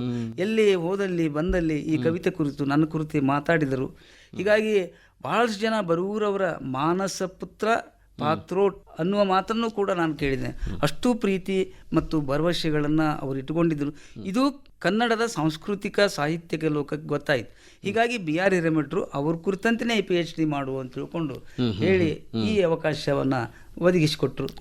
ಆದರೆ ದುರ್ದೈವ, ಈ PhD ಅವಾರ್ಡ್ ಆಗೋಕ್ಕಿಂತ ಮುಂಚಿತವಾಗಿ ಬಿ ಆರ್ ಹಿರೇಮಠರು ನಮ್ಮನ್ನು ಆಗಲಿಬಿಟ್ರು. ಓಹೋ. ನನಗೆ ಅದೊಂದು ನೋವು ಇವತ್ತಿಗೂ ಕಾಡ್ತಾ ಇದೆ. ಅವರೇ ಹೌದು. ಇಂಥ ಅವಕಾಶವನ್ನು ಕರ್ನಾಟಕ ವಿಶ್ವವಿದ್ಯಾಲಯದಲ್ಲಿ ಹಲವಾರು ಹಲವಾರು ವಿದ್ಯಾರ್ಥಿಗಳನ್ನ ಬೆಳೆಸಿದವರು, ಹೌದೌದು. ಅದ್ರ ಜೊತೆಗೆ ಅವರಲ್ಲಿ ಸಾಹಿತ್ಯದ ಒಲವನ್ನು ತುಂಬಿದವರು ಬಿ ಆರ್ ಹಿರೇಮಠರು. ಹೌದು. ಇನ್ನೂ ಒಂದು ಮಾತನ್ನು ನಾನು ಹೇಳ್ತಾ ಇದ್ದೀನಿ. ಈ ವಿಷಯ ನನ್ನ ಪ್ರಸಿದ್ಧ ವಿಮರ್ಶಕರಾದ ಎಲ್ ಎಸ್ ಶೇಷಗಿರಿರವ್ರಿಗೆ ಗೊತ್ತಾಯ್ತು. ನನಗೆ ನಾನು ಅದೇ ಬರಿತಾ ಇದ್ದೀನಿ ಅಂತ ನಿಮ್ಗೆ ಹೇಳಿದ್ನಲ್ಲ ಪ್ರಾರಂಭದಲ್ಲಿ. ಬಳ್ಳಾರಿಯಲ್ಲಿ ಒಂದು ಕಮ್ಮಟ ಇತ್ತು, ನಾಟಕ ಕಮ್ಮಟ. ಬಹುಶಃ ಆ ನಾಟಕ ಕಮ್ಮಟಕ್ಕೆ ಮರಳು ಸಿದ್ದಪ್ಪ ಮತ್ತು ಶ್ರೀನಿವಾಸರಾಜ್ ಅವರು ನಿರ್ದೇಶಕರಾಗಿದ್ದರು ಆ ಕಮ್ಮಟದ. ಆ ಕಮ್ಮಟಕ್ಕೆ ನಾನು ಶಿಬಿರಾರ್ಥಿಯಾಗಿದ್ದೆ. ಅಲ್ಲಿ ಒಂದು ಕವಿಗೋಷ್ಠಿ ಇತ್ತು. ಕವಿಗೋಷ್ಠಿಗೆ ಎಲ್ ಎಸ್ ಶೇಷಗಿರಿರಾವ್ ಅವರು ನೋಡ್ಲಿಕ್ಕೆ ಬಂದಿದ್ರು. ಪರ್ವತವಾಣಿಯವರು ಅವರು. ನಾನು ಅವತ್ತು ಪಂಜೆ ಹುಡುಗಿಯ ಮುದುಕ ಅಂತ ಕವಿತೆ ಓದಿದೆ. ಅದು ಬಹಳ ಪ್ರಸಿದ್ಧ ಕವಿತೆ, ಇಂಗ್ಲಿಷ್ ಕೂಡ ಅನುವಾದ ಆಗಿದೆ ಗಾಂಧೀಜಿಯವರ ಮೇಲೆ. ಅವರು ಕೇಳಿ ಗಾಬರಿಯಾಗಿ ಇದಕ್ಕೆ ಕರೆದು ಮಾತಾಡಿಸಿದ್ರು ಆ ಅವಧಿಯಲ್ಲಿ. ಆಮೇಲೆ ಆ ಕವಿತೆ ಇಸಿಕೊಂಡು ತುಷಾರಕ್ಕೆ ಅವರು ಬರೆದ್ರು, ಹೊಸ ಕಂಗಳಲ್ಲಿ ಬಾಪು ಅಂತ ತಿಳ್ಕೊಂಡು. ತುಷಾರದಲ್ಲಿ ಇದು 1976ನೇ ಇಸ್ವಿಯಲ್ಲಿ. ಆಗಲೂ ಕೂಡ ಇನ್ನು ಚಿಕ್ಕವನೇ ಇದ್ದೆ. ಎಂತೆಂಥವ್ರು ನನ್ನ ಗುರುತಿಸಿದ್ರು ನೋಡಿ. ಬಹುಶಃ ಅವಾಗ ಗುರುತಿಸಿ ಅವರು ಈ ಪಿ ಎಚ್ ಡಿ ಮಾಡ್ತಕ್ಕಂಥ ಇಲ್ಲಿಗೆ ಬಂದೆ. ನಾನು ಪಿ ಎಚ್ ಡಿ ಮಾಡುವ ವಿಷಯ ತಿಳಿದು ಪಿ ಎಚ್ ಡಿ ಯಾಕೆ ಮಾಡ್ಲಿಕ್ಕೆ ಹೋದಿ ನೀನು, ಸೃಜನಶೀಲತೆ ಹಾಳಾಗ್ತಾ ಇದೆ ಅಲ್ಲಿ ಪಿ ಎಚ್ ಡಿಗೆ, ಸಂಶೋಧನೆ ಕೆಲಸ, ನೀನು ಕವಿಯಾಗೇ ಮುಂದುವರಿಬೇಕಾಗಿತ್ತು. ಅದಕ್ಕೆ ನಿನಗೆ ಯಾವುದಾದ್ರೂ ನಿನ್ನ ಕವಿತೆಗಳ ಮೂಲಕ ಯಾವುದಾದ್ರೂ ಒಂದು ವಿಶ್ವವಿದ್ಯಾಲಯ ಗೌರವ ಡಾಕ್ಟರೇಟ್ ಪದವಿ ಕೊಡ್ತಾ ಇತ್ತಲ್ಲ ಅಂತ ತಿಳ್ಕೊಂಡು ಬಹಳ ಹಳಹಳಿ ವ್ಯಕ್ತಪಡಿಸಿದ್ರು. ಆದರೂ ಮಾಡಿ ಮುಗಿಸಿದ್ದೀನಿ ನಾನು. ಅವರು ಹೇಳಿದ್ರಲ್ಲಿ ಸತ್ಯವೂ ಕೂಡ ಇದೆ. ಯಾಕಂದ್ರೆ ಸಂಶೋಧನೆ ಮತ್ತು ಸೃಜನಶೀಲ ಎರಡು ಒಂದೇ ಗೆರೆಯಲ್ಲಿ ಹೋಗೋದು ಬಹಳ ಕಡಿಮೆ. ನಂತರದ ನಿಮ್ಮ ಬದುಕಿನ ಹಲವು ತಿರುವುಗಳಲ್ಲಿ ನೀವು ಸಾಹಿತ್ಯ ಅಕಾಡೆಮಿ ಸದಸ್ಯರಾಗಿ ಕೆಲಸ ಮಾಡಿದಿರಿ, ಪ್ರಾಧಿಕಾರದ ಸದಸ್ಯರಾಗಿ ಕೆಲಸ ಮಾಡಿದಿರಿ. ಅದರ ಜೊತೆಗೆ ಬಂಡಾಯ ಮತ್ತು ದಲಿತ ಸಾಹಿತ್ಯ ಎರಡರ ಏನು ಚಳವಳಿಗಳು, ಒಂದು ಸಾಹಿತ್ಯಕ ಚಳವಳಿ ಏನು ಪ್ರಾರಂಭ ಆಯಿತು, ಅದನ್ನು ಸಂಚಾಲಕತ್ವವನ್ನು ವಹಿಸಿಕೊಂಡವರಲ್ಲಿ ನೀವು ಕೂಡ ಒಬ್ಬರು ಅನ್ನೋದನ್ನ, ಆ ನೆನಪುಗಳು, ಇಡೀ ರಾಜ್ಯದ ಜವಾಬ್ದಾರಿಯನ್ನು ತೆಗೆದುಕೊಂಡು ಬಂಡಾಯ ದಲಿತದ ಒಂದು ಹೋರಾಟದಲ್ಲಿ ತಾವು ಪಾಲ್ಗೊಂಡದ್ದು. ನಾನು ಈ ಕವಿತೆಯ ಮೂಲಕ ಬೆಳೀತಾ ಹೋದ ಹಾಗೆಯೇ ಬಂಡಾಯ ಸಾಹಿತ್ಯ ಸಂಘಟನೆಯೂ ಕೂಡ ನನ್ನನ್ನು ಗುರುತಿಸಿತು. ದಲಿತ ಸಾಹಿತ್ಯ ಸಂಘಟನೆಯೂ ಕೂಡ ನನ್ನನ್ನು ಗುರುತಿಸಿತು. ಇಂಥ ಒಂದು ಬಂಡಾಯ ಸಾಹಿತ್ಯ ಸಂಘಟನೆಯ ರಾಜ್ಯ ಸಂಚಾಲಕತ್ವ ಆಗುವಲ್ಲಿ ಕೂಡ ಬರಗೂರರ ಪಾತ್ರ ಬಹಳ ಮುಖ್ಯವಾಗಿದೆ. ನಾನು ಬರಗೂರವರನ್ನ ನೆನೆಸಿಕೊಳ್ಳೇಬೇಕು. ಅವರು ಒಂದು ಜವಾಬ್ದಾರಿಯನ್ನು ವಹಿಸಿದ ಮೇಲೆ ಎಲ್ಲ ಕಡೆ ಸುತ್ತ ರಾಯಚೂರಿಗೆ ಬಂದಿದ್ದೆ ನಾನು. ಇಲ್ಲಿ ಚಣ್ಣಣ್ಣ ವಾಲಿಕಾರ ಅವರಿದ್ರು, ಜಂಬಣ್ಣ ಅಮರಚಂತ್ ಅವರಿದ್ರು. ನನ್ನ ಮೇಲೆ ಬಹಳ ಪ್ರೀತಿ ಇವರು, ಚಣ್ಣಣ್ಣ ಮತ್ತು ಜಂಬಣ್ಣ ಇಬ್ಬರು. ಜಂಬಣ್ಣ ನಾನು ಕೂಡೇ ಸಾಹಿತ್ಯ ಅಕಾಡೆಮಿಯ ಸದಸ್ಯರಾಗಿದ್ದೀವಿ. ಅದಕ್ಕೆ ಜಂಬಣ್ಣ ನನ್ನನ್ನು ಕೂಡೇ ಒಂದು ಕಡೆ ಲಾಡ್ಜ್ನಲ್ಲಿ ಇಳಿಸ್ತಾ ಇದ್ರು. ಹೀಗಾಗಿ ಗವಿಸಿದ್ಧ ಬಳ್ಳಾರಿ ಅಂತ ತಿಳ್ಕೊಂಡು ಬಳ್ಳಾರಿಯವರು ಅವರು ಜಂಬಣ್ಣನ ನನ್ನನ್ನು ತಾಯಿ ಮತ್ತು ಮಗು ಅಂತ ಕರೀತಾ ಇದ್ರು. ಅಷ್ಟು ನಾವು ಅನ್ಯೋನ್ಯವಾಗಿದ್ದೀವಿ. ಹೀಗಾಗಿ ಇಲ್ಲಿ ನಾವು ಸಂಘಟನೆ ಮಾಡಿದಾಗ ಎಚ್ ಡಿ ಪೋತೆ, ಭಾಸ್ಕರ್ ಅಂತ ತಿಳ್ಕೊಂಡು ಒಬ್ರು ಇದ್ರು. ಅವರೆಲ್ಲ ಇಲ್ಲಿ ಸ್ನಾತಕೋತ್ತರ ಕೇಂದ್ರ ಇತ್ತವಾಗ. ಅವಾಗೆಲ್ಲ ಇಲ್ಲಿ ಬಂಡಾಯ ಸಾಹಿತ್ಯ ಸಂಘಟನೆ ಕಾರ್ಯಕ್ರಮ, ಆಮೇಲೆ ಬಿ ಟಿ ಲಲಿತಾ ನಾಯ್ಕರು ಇಲ್ಲಿದ್ದರು. ಆಮೇಲೆ ಆ ಕಾಲಘಟ್ಟದಲ್ಲಿ ಅನೇಕ ಕಾರ್ಯಕ್ರಮಗಳನ್ನು ರೂಪಿಸಿ ಬಂಡಾಯ ಸಂಘಟನೆಯನ್ನ ಹೆಚ್ಚು ಬಲಪಡಿಸುವಲ್ಲಿ ಇಲ್ಲಿ ಜನರು ಕೂಡ ತೊಡ್ಕೊಂಡಿದ್ರು. ಅದಕ್ಕೆ ನಾನು ಬಂದಿದ್ದೆ ಬಹಳ ಸಲ ಇಲ್ಲಿ ರಾಯಚೂರಿಗೆ ನಾನು ಬಂದಿದ್ದೀನಿ. ಹಾಗೆ ಗುಲ್ಬರ್ಗಕ್ಕೆ ಹೋಗಿದ್ದೀವಿ. ಹೇಳಿ ಮಾಡಿಸಿದಂತ ನೆಲನೂ ಕೂಡ ಹೌದು. ಪ್ರತಿಭಟನೆ ಜೊತೆನೆ ಮಾನವೀಯ ಸಂಬಂಧಗಳಿಗೆ ಹೆಚ್ಚು ಒತ್ತು ಕೊಟ್ಟಂತ ನೆಲನೂ ಕೂಡ ಇಲ್ಲಿ. ಯಾಕಂದ್ರೆ ಇಲ್ಲಿ ಅನೇಕ ಜನಪರ ಹೋರಾಟಗಳನ್ನು, ಜನಪರ ಕೆಲಸಗಳನ್ನು ಮಾಡಿದ್ದು ನಮ್ಮ ಕಣ್ಣೆದುರಿಗಿನ ಸತ್ಯವನ್ನು ನಾವು ಒಪ್ಪಿಕೊಳ್ಳೇಬೇಕು. ಸತ್ಯಾನಂದ ಪಾತ್ರೋಟರ ಈ ಎಲ್ಲ ಅನುಭವಗಳು ಕೂಡ ಆ ಎಲ್ಲ ಸಂಸ್ಥೆಗಳಿಗೆ, ಸಾಹಿತ್ಯ ಅಕಾಡೆಮಿ ಇರ್ಬೋದು, ಪ್ರಾಧಿಕಾರ ಇರ್ಬೋದು, ಆಮೇಲೆ ಒಂದು ಅವಧಿಯಲ್ಲಿ ನೀವು ಮಹಿಳಾ ವಿಶ್ವವಿದ್ಯಾಲಯ ವಿಜಯಪುರದ ಸಿಂಡಿಕೇಟ್ ಸದಸ್ಯರಾಗಿ ಕೂಡ ತಾವು ಕೆಲಸ ಮಾಡಿದ್ರಿ. ಈ ಎಲ್ಲ ಸಂಸ್ಥೆಗಳಿಗೂ ಕೂಡ ತಮ್ಮ ಅನುಭವವನ್ನು ಧಾರೆ ಎರೆದ್ರಿ. ಆಮೇಲೆ ನಿಮ್ಮ ಈ ಬರವಣಿಗೆನ ಕುರಿತು ಹಲವಾರು ಪಿ ಎಚ್ ಡಿಗಳು ಕೂಡ ಆದವು. ಅದು ಬಹುಶಃ ಪಾತ್ರೋಟರ ಕಿರೀಟಕ್ಕೆ ಮತ್ತೊಂದು ಗರಿಗಳು ಅಂತ ನಾನು ಭಾವಿಸ್ತೇನೆ. ಕಿರೀಟಕ್ಕೆ ಗರಿಗಳೆನ್ನುವುದಕ್ಕಿಂತ ನನ್ನೊಳಗಿನ ಶಕ್ತಿಯನ್ನ ಓದುಗರು ಗುರುತಿಸಿದರು. ಮತ್ತು ಒಂದು ಸತ್ಯವಾದಂಥ ಮಾತನ್ನ ನಾನು ಇವತ್ತಿಗೂ ವಿಮರ್ಶಕರ ಬಗ್ಗೆ ತಲೆ ಕೆಡಿಸಿಕೊಂಡಿಲ್ಲ. ಯಾಕಂದ್ರೆ ಸುಮ್ಮನೆ ನಾನು ಅನಿಸಿದ್ದನ್ನ ಬರಿತಾ ಇದ್ದೀನಿ, ಓದುಗರು ಅದನ್ನು ಒಪ್ಪಿಕೊಳ್ತಾ ಇದ್ದಾರೆ. ಓದುಗರೇ ನನ್ನ ವಿಮರ್ಶಕರು. ಜನ ಪ್ರೀತಿ ವಿಶ್ವಾಸಗಳೇ ನನಗೆ ಬೆಂಗಾವಲಾಗಿ ನಿಂತಿವೆ. ವಿಮರ್ಶೆ ಒಂದು ಕಡೆ ನಾವು ಇಟ್ಟುಕೊಂಡು, ಯಾಕಂದ್ರೆ ಅದಕ್ಕೆ ಕನ್ನಡದಲ್ಲಿ ಈ ನವೋದಯದ ನಂತರ ಏನು ದಲಿತ ಬಂಡಾಯ ಬಂತಲ್ಲ, ಆ ಕಾಲಘಟ್ಟದಲ್ಲಿ ವಿಮರ್ಶೆಯ ಹೊಳವುಗಳು ಕೂಡ ಬೇರೊಂದು ಮಾರ್ಗದಲ್ಲಿ ಬರಬೇಕಾಗಿತ್ತು, ಬರಲಿಲ್ಲ. ವಿಮರ್ಶಕರ ಕೊರತೆ. ಯಾಕಂದ್ರೆ ವಿಮರ್ಶಕರು ಕೇವಲ ತಮಗೆ ಸಂಬಂಧಪಟ್ಟ, ತಮಗೆ ಬೇಕಾದ ಕಲಾವಿದರನ್ನ ಕುರಿತಂತೆ ಅಧ್ಯಯನ ಮಾಡಿ, ಆಲೋಚನೆ ಮಾಡಿ ಬರೀತಾರೇನೋ ವಿಮರ್ಶೆ ಮಾಡ್ತಾರೇನೋ ಅನುಮಾನ ನನ್ನನ್ನು ಕಾಡ್ತಾ ಇದೆ. ಹೀಗಾಗಿ ನಾನು ಯಾವಾಗಲೂ ಒಂದು ಮಾತನ್ನು ಹೇಳ್ತಾ ಇದ್ದೀನಿ, ವಿಮರ್ಶೆ ಮತ್ತು ವಿಮರ್ಶಕರ ಬಗ್ಗೆ ತಲೆ ಕೆಡಿಸಿಕೊಳ್ಳಬೇಕು. ನಮ್ಮ ಅನುಭವಗಳನ್ನು ನಾವು ದಾಖಲೆ ಮಾಡುತ್ತಲೇ ಹೋಗೋಣ. ಅವು ಒಂದಿಲ್ಲ ಒಂದು ದಿನ, ಯಾಕಂದರೆ ಬಸವಣ್ಣನ ಕಾಲಕ್ಕೆ ವಿಮರ್ಶಕರಿರಲಿಲ್ಲ, ಸಮಾಜವೇ ವಿಮರ್ಶೆ ಆಯಿತು. ಹೌದೌದು. ಬುದ್ಧನ ಕಾಲಕ್ಕೆ ವಿಮರ್ಶಕರಿರಲಿಲ್ಲ, ಸಮಾಜವೇ ವಿಮರ್ಶೆ ಆಯಿತು. ಅದಕ್ಕೆ ನಾವು ನಮ್ಮ ಕೆಲಸಗಳನ್ನು ಮಾಡುತ್ತಲೇ ಜನರ ಹತ್ತಿರ ಹೋಗಬೇಕು ಎನ್ನುವ ಮನಸ್ಥಿತಿಯವನು ನಾನು.